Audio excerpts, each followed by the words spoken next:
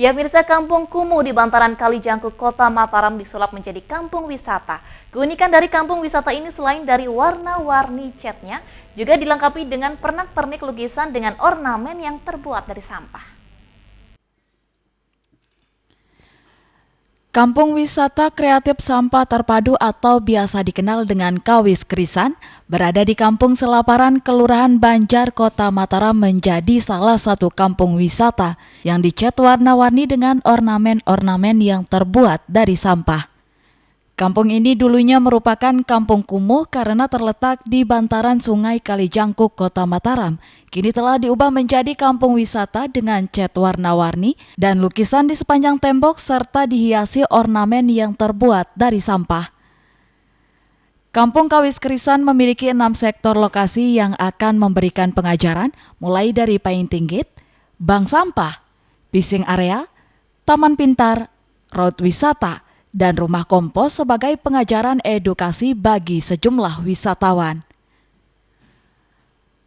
Menurut seorang wisatawan, kampung wisata Kawis Krisan dapat menjadi contoh kampung wisata di tengah banyaknya sampah untuk ditiru kampung lainnya. Kreatif bisa mungkin menginspirasi buat kampung-kampung yang lain untuk bisa seperti ini. Apalagi kalau di Mataram kan dikenal dengan kota yang masih kurang tempat hiburan. Jadi ini bisa dikembangkan lagi sih untuk lebih bagusnya lagi. Menurut Ketua Pengelolaan Kawis Krisan, kampung ini berawal dari kumuhnya kampung dan untuk menyadarkan masyarakat dengan mengecat rumah masing-masing, sehingga warga memiliki kesadaran tersendiri untuk membersihkan sampah karena telah menjadi kampung wisata. Yang jadi keunikan di kampung ini 20 kakak, 1 kamar mandi, 1 toilet. Oh, gitu. udah Ya. Jadinya di kampung ini berbeda. Dulunya tidak ada yang mau berkunjung di kampung ini. Sekarang alhamdulillah sampai bulan ini luar biasa banget yang berkunjungnya. Berapa? Kalau yang kemarin Agustus saja ya sekitar 97 orang lah. itu Ya. yang berkunjung dari mana saja? Dari Korea, luar negeri, segala macam. Itu yang 97 itu dari luar lagi. Ya. Kalau yang dari lokal Sama lokal ya tidak bisa kita hitung kalau masalah dari lokalnya tiap hari gitu. Kedepannya kampung wisata Kawis Krisan akan dijadikan sebagai ladang perekonomian warga dan akan memberikan tarif bagi para pengunjung atau wisatawan yang datang. Bahkan pada saat ini kampung ini telah ramai dikunjungi baik wisatawan lokal maupun mancanegara. Dari Mataram, Tim Liputan iNews melaporkan. Beralih ke informasi selanjutnya, keindahan alam wisata di Provinsi Jawa Barat memang sudah tidak diragukan lagi. Salah satunya wisata Kawah Putih. Kawah bekas letusan Gunung Merapi menawarkan sejuta pesona yang bisa membuat takjub bagi siapa saja yang berwisata ke tempat ini. Tidak hanya Gunung Sunda Purba, gunung api lainnya juga meninggalkan jejak letusan yang luar biasa di tanah Pasundan ini. Jawa Barat khususnya Bandung tidak hanya memiliki Gunung Sunda Purba, tapi ada juga Gunung Patuha. Nah, hasil erupsinya menciptakan sebuah kawasan fenomena geologi yang sangat unik. Kira-kira uniknya seperti apa ya? Yuk! Gunung Patuha sendiri adalah satu dari beberapa gunung api yang ada di tanah Pasundan. Meletus pada abad ke-13, gunung ini menghasilkan sebuah danau yang sangat eksotik. Selamat datang di Kawah Putih. Nah, ini dia salah satu kawasan fenomena geologi yang dimiliki oleh Bandung, Jawa Barat. Luas dari danaunya ada 4 hektar, tapi kawasan ini sendiri luasnya 6 hektar.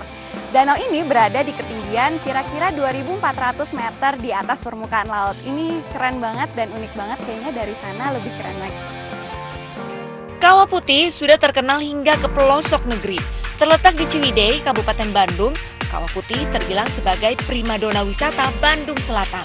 Awalnya tempat ini ditemukan oleh salah satu ilmuwan dari Belanda sekitar tahun 1900-an. Nah, sesuai dengan namanya, Kawah Putih. Kawah ini berwarna putih, tanah dan pasirnya juga berwarna putih. Tapi kondisi warnanya sekarang lagi putih kehijau-hijauan. Nah, itu tergantung dari kadar belerang, suhu dan cuacanya. Nah, karena mengandung belerang, jadi dia agak bau menyengat. Jadi kalau ada pengunjung yang datang ke sini dianjurkan memakai masker dan maksimal hanya 15 menit aja.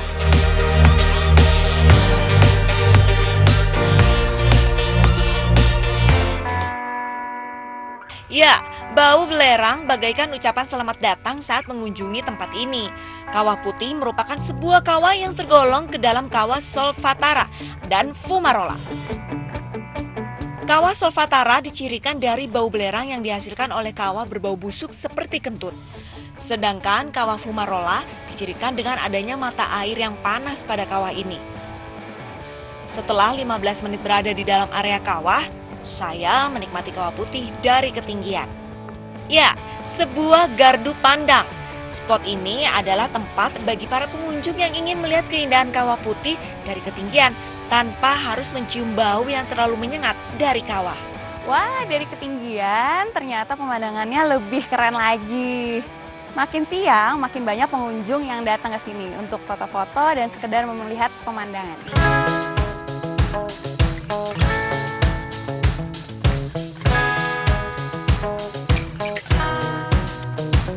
Selain geodiversity, sebuah tempat harus memiliki unsur cultural diversity dan biodiversity untuk dimasukkan ke dalam taman bumi atau geopark. Salah satu keragaman hayati di tempat ini adalah cantigi ungu atau cantigi gunung. Pohon ini tumbuh secara alami di Pulau Jawa pada ketinggian 1.100 meter di atas permukaan laut. Nah, uniknya pohon ini mampu bertahan terhadap asap belerang dan tanah kawah yang beracun. Cantigi adalah tumbuhan yang dapat tumbuh di puncak pegunungan seperti Edelweiss. Jika sedang berbunga, kita akan melihat pucuk-pucuk ranting akan dipenuhi daun dan bunga yang berwarna kemerahan, layaknya musim semi di Jepang.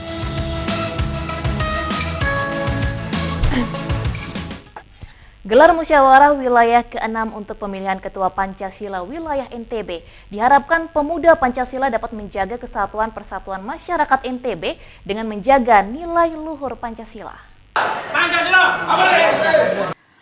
Musyawarah Wilayah ke-6 Pemuda Pancasila NTB diselenggarakan selama 2 hari ke depan dan dibuka Wakil Ketua Umum Pemuda Pancasila Bambang Susatyo dan juga dihadiri oleh Gubernur NTB.